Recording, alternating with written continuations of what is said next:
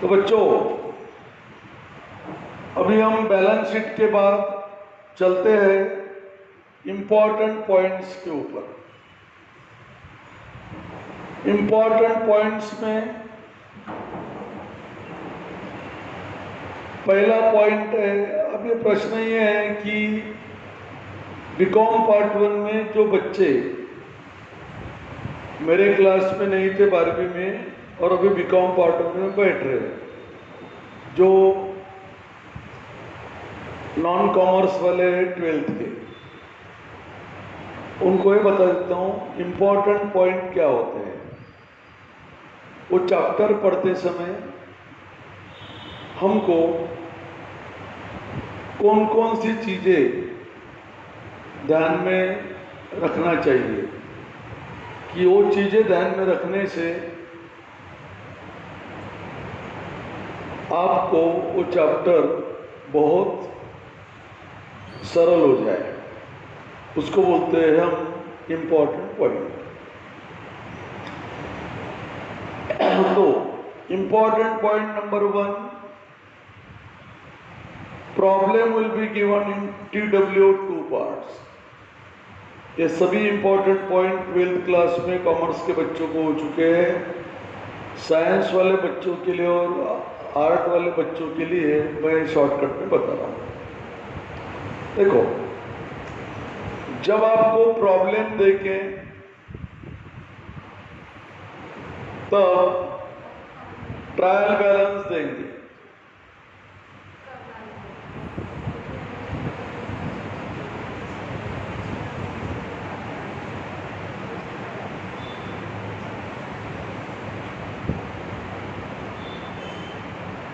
इसको बोलते हैं trial balance. Particulars, debit amount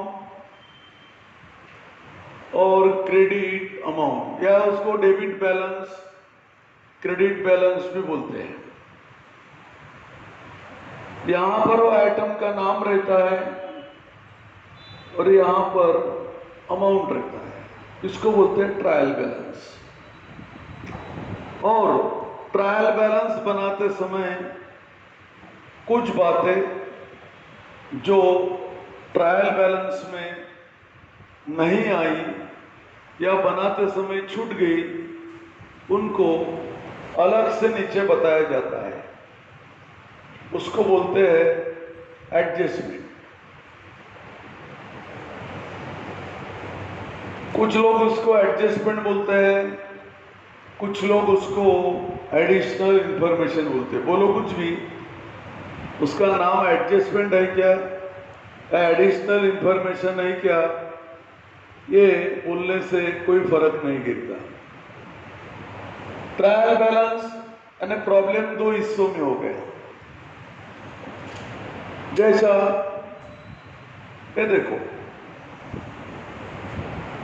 ये पहले पोर्शन को बोलते हैं ट्रायल बैलेंस, दूसरों पोर्शन को बोलते हैं एडजस्टमेंट, और पूरे दोनों मिलाकर बोलते हैं इसको प्रॉब्लम।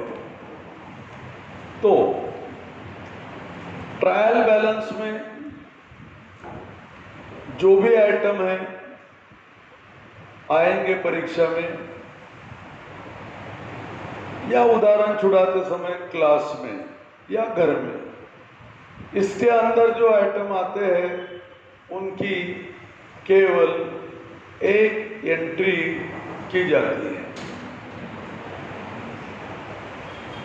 और एडजस्टमेंट के अंदर जो आइटम देते हैं उसकी प्रत्येक एडजस्टमेंट की 2 एंट्री करते हैं। मतलब ये हुआ, प्रॉब्लम को 2 हिस्सों में बांट दिया, पहला और दूसरा। पहले को बोलते हैं ट्रायल बैलेंस, दूसरे को बोलते हैं एडजस्टमेंट। ट्रायल बैलेंस में जो आइटम आते हैं उस आइटम को बोलते हैं उस आइटम की एंट्री करते हैं 1 और इनकी करते हैं 2। देखिएगा, इंपॉर्टेंट पॉइंट नंबर 1 में लिखा है problem will be given in TW 2 parts. The first part will be called as a trial balance and the second part will be called as a adjustment. Number 2, if any item given in the trial balance, there will be only one entry of that item. बता दिया मैंने. If any item given in the adjustment, there will be minimum 2 entries. In some cases, it may be more than 2. तो ये भी मैंने बता दिया. Point number 4, there will be TW 2 entries of secret adjustment. 12th commerce होकर जो बच्चे आए उनको 12th सीक्रेट एडजस्टमेंट मालूम है, और जो कॉमर्स में नहीं थे उनको सीक्रेट एडजस्टमेंट जिस प्रॉब्लम में आना शुरू होंगी उस प्रॉब्लम से आपको बता दिया जाएगा, या फिर जो आपके एक्स्ट्रा क्लास चलने वाले हैं साइंस वालों के, आर्ट वालों के, उसमें बता दिया जाएगा. अभी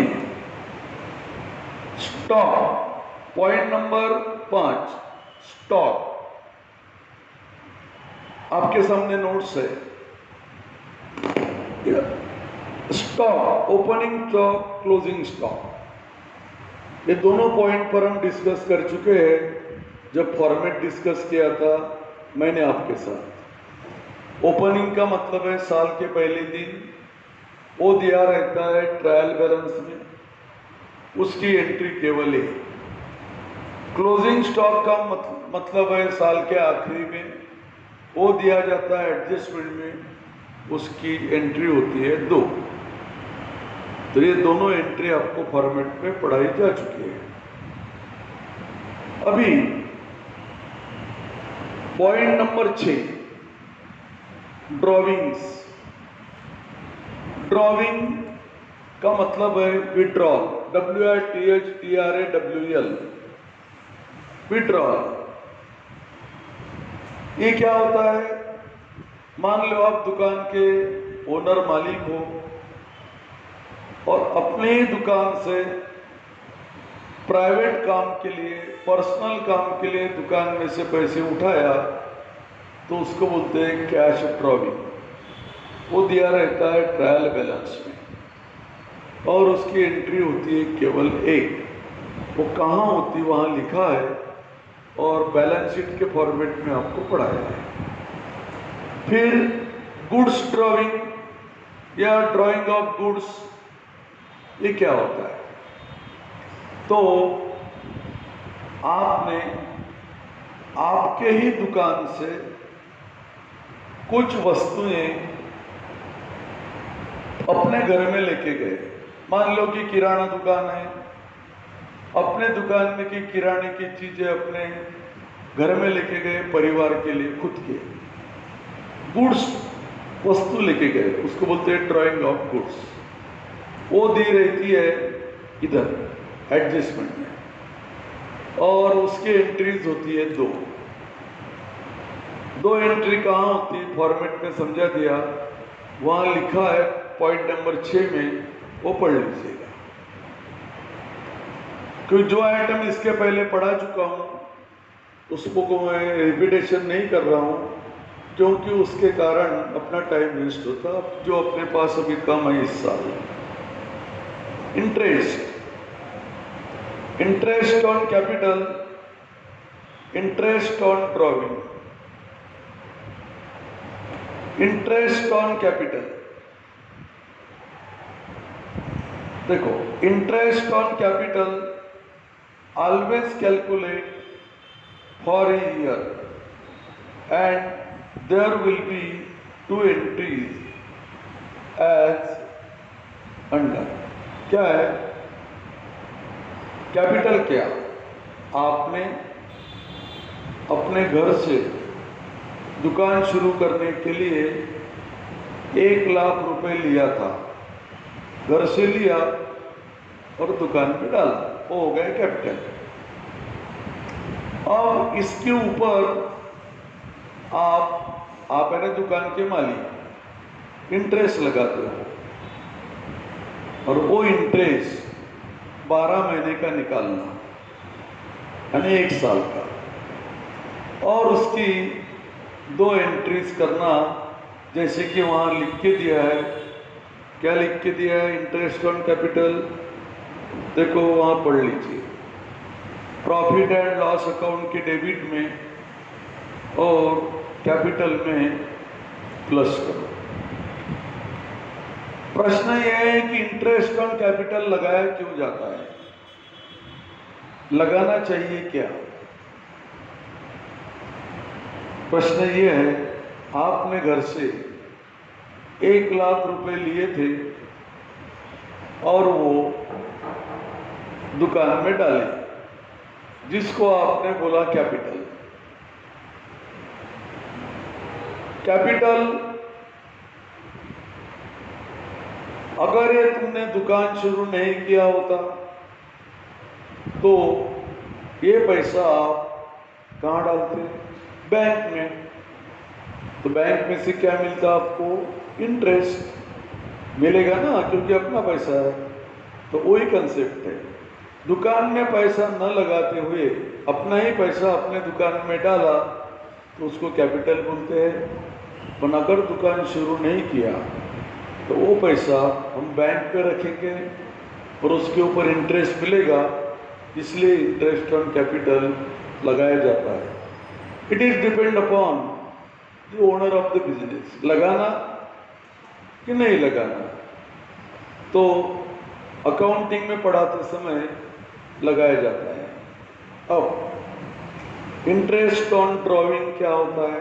ड्रॉइंग का मतलब है दुकान में से पैसे उठाना पर्सनल काम के लिए। अगर तुमने दुकान में से 10,000 रुपये निकाले और अपने बच्चों की ट्यूशन फीस भर दिया, अब क्या होगा इसमें? दुकान में के पैसे उठाए मैंने, ड्राइंग हो गया, और तुमने बच्चों की यानी प्राइवेट ट्यूशन भी भर दिया बच्चों की पढ़ाई के लिए, तुम्हारा प्राइवेट एक्सपेंडिचर हो गया ना। तो तुमने जो दुकान में से पैसा उठाया उसके ऊपर इंटरेस्ट लगाना चाहिए। क्यों? अगर तुम्हारा दुकान नहीं होता तो तुम्हें पैसे दूसरे मित्रों से लेते, या बैंक से कर्जा निकालते, या अपना पैसा जो बैंक में जमा है उसको विड्रॉ करते, तो आपका इंटरेस्ट आपको देना पड़ता। इसलिए इंटरेस्ट ऑन ड्राइंग लगाया जाता है। ड्राइंग के ऊपर इंटरेस्ट निकालते समय ध्यान में रखना, ये इंटरेस्ट केवल कैश ड्राइंग पर लगाना, ये इंटरेस्ट ड्राइंग ऑफ गुड्स पर नहीं लगाना। और यह हमेशा 6 महीने का ही निकाला जाता है। क्यों निकाला जाता है 6 महीने का? कॉमर्स वालों को मालूम है, साइंस वालों को बाद में बताएंगे। और उसकी 2 एंट्री करना। तो बिल्कुल इंटरेस्ट ऑन ड्राइंग की जो 2 एंट्री है, देखो पहली एंट्री कहाँ है? प्रॉफिट एंड लॉस अकाउंट में क्रेडिट। दूसरी एंट्री कहाँ है? Deduct from capital. बिल्कुल अपोजिट एंट्री है इंटरेस्ट ऑन कैपिटल की। देखो लेफ्ट साइड में, देखो, अरे लेफ्ट साइड में मैंने नोट्स में लेफ्ट साइड में थे, तो बाजू मम्मी की तरफ देख रहा। क्या है लेफ्ट साइड में? Interest on capital. उसकी जो 2 एंट्री है बिल्कुल उसके अपोजिट एंट्री है इंटरेस्ट ऑन ड्रॉइंग की। फर्क इतना है, इंटरेस्ट ऑन कैपिटल 12 महीने का लगाया जाता है और इंटरेस्ट ऑन ड्रॉइंग एवरेजली 6 महीने का, अगर डेट अवेलेबल नहीं है तो। उसके बाद point number next 8 number. 8 number के अंदर ABCDE ABCDE, ये जो 5 आइटम हैं, इसमें से कोई भी आइटम आता है तो उसको लिखना है ट्रेडिंग अकाउंट में डेबिट। लेकिन ये जो 9 नंबर का आइटम है, इंपॉर्टेंट पॉइंट, उसमें जो ABCD है, इसमें से कोई भी आइटम आता है तो वो लिखना है प्रॉफिट एंड लॉस अकाउंट में डेबिट। कॉमर्स वाले को बताने की जरूरत ही नहीं है। साइंस वाले देखो, 8 में का बी आइटम क्या लिखा है बेटा? Wages and salary. अब 9 का बी पढ़ो, क्या लिखा है? उल्टा लिखा है, सैलरी एंड वेजेस। तो वेजेस एंड सैलरी होगा तो ट्रेडिंग में डेबिट, सैलरी एंड वेजेस होगा तो प्रॉफिट एंड लॉस में डेबिट। उसी तरह 8 में डी देखो और 9 में सी देखो। 8 का डी है, 8 का सी देखो। 8 का सी है प्रोडक्टिव वेजेस और 9 का सी है अनप्रोडक्टिव वेजेस। प्रोडक्टिव वेजेस और अनप्रोडक्टिव वेजेस। तो प्रोडक्टिव वेजेस जाती है ट्रेडिंग अकाउंट में डेबिट, अनप्रोडक्टिव वेजेस जाती है प्रॉफिट एंड लॉस में डेबिट। दोनों में क्या डिफरेंस है? कॉमर्स वालों को मालूम है, साइंस वालों को एक्स्ट्रा क्लास में मैडम लोग बताने वाले हैं। Then point number 10, bad debt एंड उसके नीचे लिखा है बैड डेट रिजर्व। अब देखो, पहले दोनों का मीनिंग बता देता हूं। बैड डेट का मतलब है डूबा हुआ पैसा,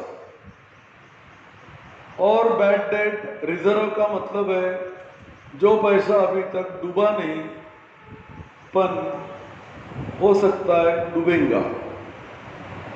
ये दोनों में फर्क है ना। एक आधा दूसरे भाषा में बोलने को गए, बैड डेट है ना मरा हुआ आदमी, हो गया, वो चला गया, फाइनल हो गया। बैड डेट रिजर्व है ने जो आदमी इंज्योर्ड है, बीमार है, अभी तक मरा नहीं, मर भी सकता है या नहीं भी मर सकता, वो बैड डेट रिजर्व है। दोनों का मीनिंग समझ के हो। अब एक बात और ध्यान में रखो,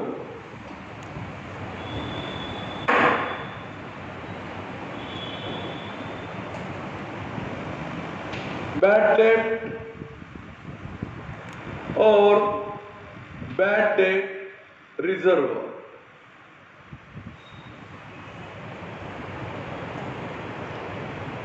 बैड डेट और बैड डेट रिजर्व, ये दोनों आइटम, जैसा बैड डेट यहां रहता है डेबिट में, bad debt reserve oblique RDD. RDD और का मतलब होता है रिजर्व फॉर डाउटफुल डेट, ये रहता है क्रेडिट में। बैड डेट डूबा हुआ पैसा, बैड डेट रिजर्व डूबने वाला पैसा। ये दोनों आइटम टीबी में दिया ट्रायल बैलेंस में, तो इसको ओल्ड कहा जाता है।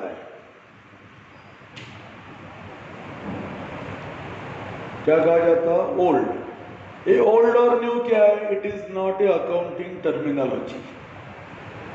ओल्ड और न्यू हम अपने सुविधा के लिए आपको समझना चाहिए, इसलिए उसको ओल्ड और न्यू बोलते हैं। एक्चुअली न्यू का अर्थ है करंट ईयर का, ओल्ड का अर्थ है पास्ट भूतकाल का। बैड डेट और बैड डेट रिजर्व अगर ट्रायल बैलेंस में दिया तो उसको बोलते हैं ओल्ड, और उसकी एंट्री होती है केवल एक, इसकी एक, इसकी एक। लेकिन ये दो आइटम अगर नीचे दिया एडजस्टमेंट में दिया तो इसको बोलते हैं न्यू, और न्यू की एंट्री होती है 2। न्यू की एंट्री होती है 2।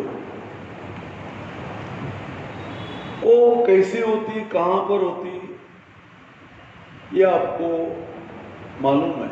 जिनको नहीं मालूम उनको एक्स्ट्रा क्लास में पढ़ाने वाले। बहुत लंबा आइटम है ये, बेमतलब टाइम वेस्ट होगा, कॉमर्स होगा। तो बैड डेट रिजर्व टीबी में दिया तो 1 एंट्री, एडजस्टमेंट में दिया तो न्यू बोलना और 2 एंट्री। एंट्री कैसी करना, क्या करना, ये सारा आपको प्रॉब्लम के अंदर बताया जाएगा, और कॉमर्स वालों को मालूम है ऑलरेडी। अभी इसके बाद पॉइंट नंबर 11 में देखो, if market price and cost price of closing stock is given in the problem, in that case we have to consider lower price and छोटी कीमत. Don't take any entry of higher price. अभी ये क्या है? देखो, पहली बात, cost price और मार्केट प्राइस क्या होती है? आपने आपके जन्मदिन पर एक टाइटन की वॉच लिया, वो वॉच 10,000 की है, वो आपके घर में लाया, उसकी हो गई ओरिजिनल कीमत 10,000। 4 महीने के बाद, 6 महीने के बाद वो वॉच आपने मार्केट में बेचने को निकाला, तो उसकी कीमत केवल 8,000 हो गई। मतलब क्या? जिस कीमत पर तुमने परचेस किया वो ओरिजिनल कीमत म्हणजे कॉस्ट प्राइस, और उसकी आज की कीमत म्हणजे मार्केट प्राइस। हो सकता है आपके डैडी ने, आप जिस मकान में रहते हो, अगर वो मकान आपका है, आपके डैडी ने वो मकान 5 लाख में बनाया होगा, मान लो 10 साल पहले, तो 5 लाख उसकी कॉस्ट प्राइस हो गई, और आज बेचने को निकाला तो मार्केट में उसके 12 लाख रुपए मिलते, वो मार्केट प्राइस होते। मतलब ओरिजिनल प्राइस म्हणजे कॉस्ट प्राइस और आज की कीमत म्हणजे market price. Generally BCom part 1 के सोल ट्रेडर में 2 वैल्यूज देते नहीं, ये 12th में देते हैं, पर अगर दिया तो 2 में से छोटी लेना और बड़ी छोड़ देना। उसके बाद अभी पॉइंट नंबर 12, ट्रायल बैलेंस। देखो, शॉर्टकट में बताता हूं, कॉमर्स वालों को मालूम है, साइंस वालों को एक्स्ट्रा में ऑलरेडी होने वाला है, फिर भी बता देता हूं। कितने कॉलम है बेटा? Serial number, particulars, debit amount और क्रेडिट अमाउंट। पहला item, serial number 1, purchase oblique sale. Oblique का मतलब यहां पर ये नहीं है कि परचेज को सेल भी बोलते हैं। ऑब्लिक का मतलब यहां अलग है। अगर आपको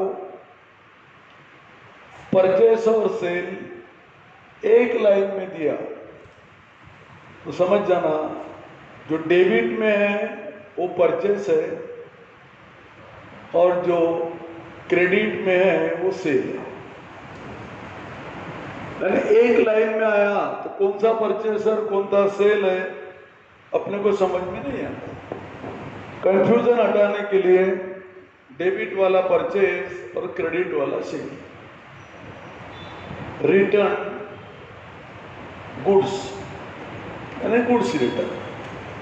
अभी परचेस डेबिट में है, इसलिए परचेस रिटर्न क्रेडिट में आता है।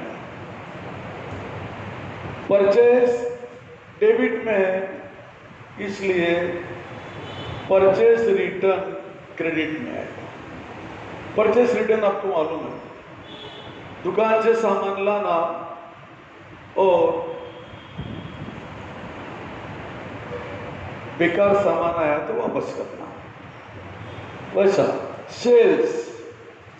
सेल्स क्रेडिट में होता है तो सेल्स रिटर्न डेबिट में होता है। सेल्स क्रेडिट में होता है तो सेल्स रिटर्न डेबिट में होता है। मतलब ये परचेस और सेल उसके उल्टा, यह है सेल्स रिटर्न और यह है परचेस रिटर्न।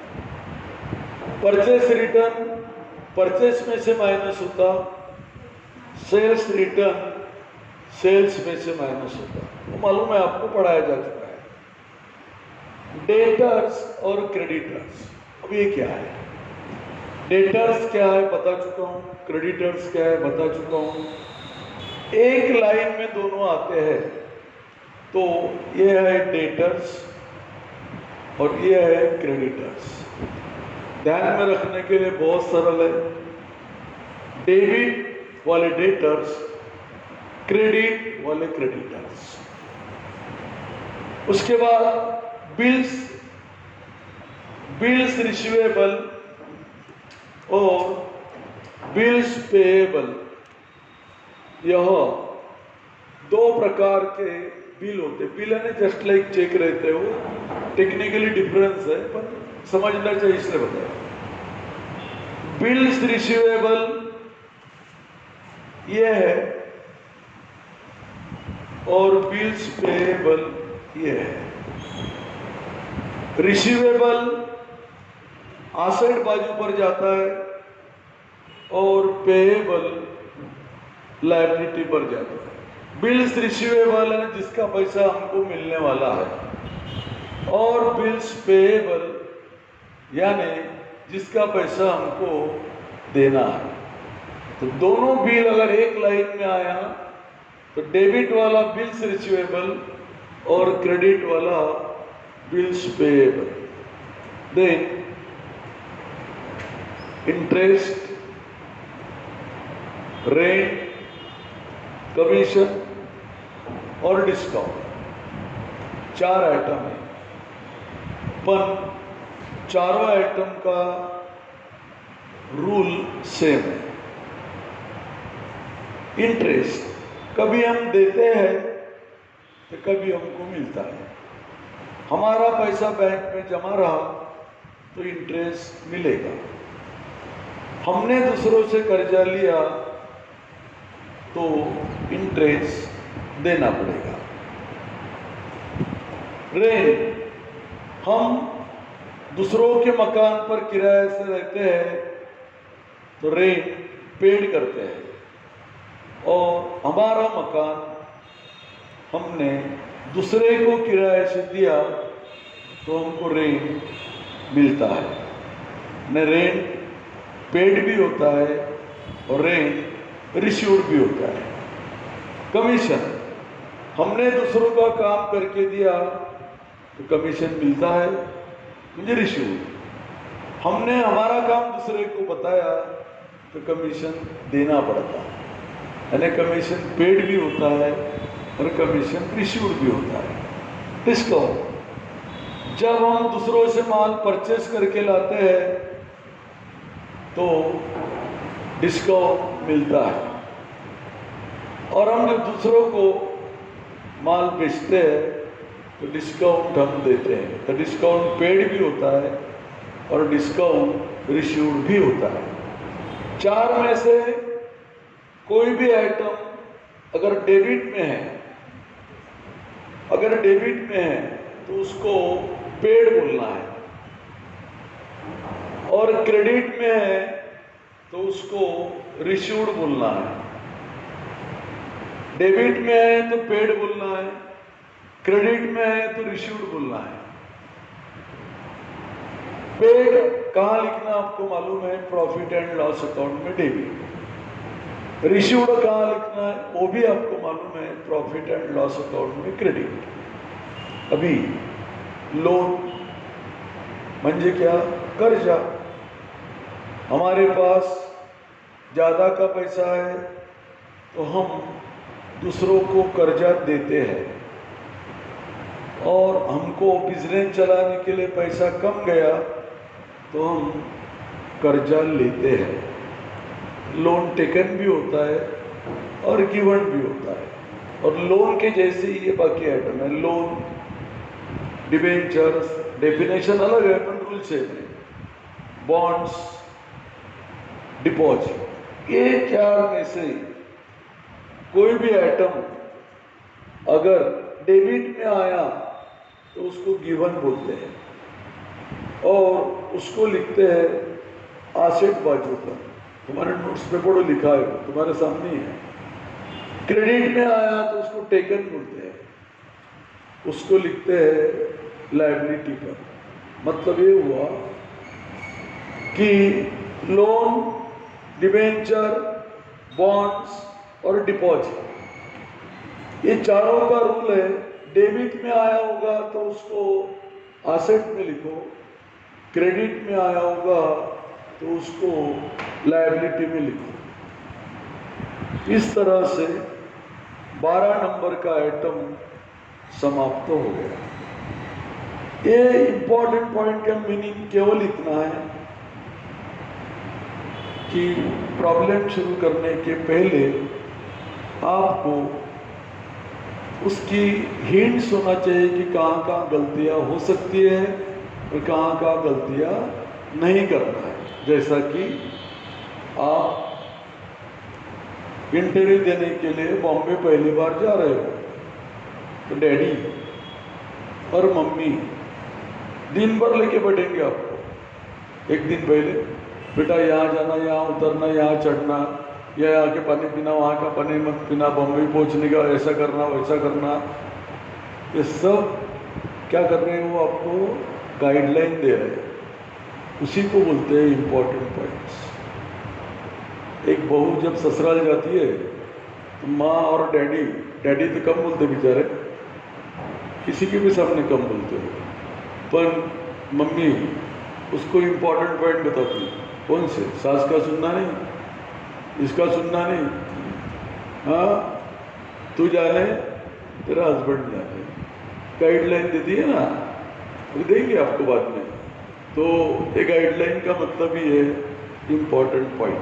अब बहुत अच्छी तरह से समझ गए होंगे। चलो अभी हेलो, अभी इम्पोर्टेंट पॉइंट्स 12 हो चुके हैं। 13 के अंदर है unpaid, prepaid, unreceived, pre received. Typical item है, कॉमर्स वालों को मालूम है, साइंस वालों को अलग से बता देंगे। 14 में वही है और 15 में भी वही है। अभी 16 नंबर में ढेर सारे पॉइंट्स है, जैसे 12वीं क्लास में थे। ये में से ये एडजस्टमेंट के पॉइंट्स है। जैसे जैसे एडजस्टमेंट आती जाएगी वैसे वैसे ये पॉइंट सबको प्रॉब्लम के अंदर हम लोग क्लियर करते जाएंगे। तो इम्पोर्टेंट पॉइंट टेम्पररी समाप्त हो गए, और इसके बाद चालू होने वाला है पहला प्रॉब्लम। मुझे मालूम है एक्स्ट्रा क्लास में भी आपको पढ़ाया जा रहा साइंस वालों को। तो पहला प्रॉब्लम हम आप आपके रजिस्टर में लिखोगे, और अभी इसके बाद हम प्रॉब्लम नंबर 1 स्टार्ट करेंगे।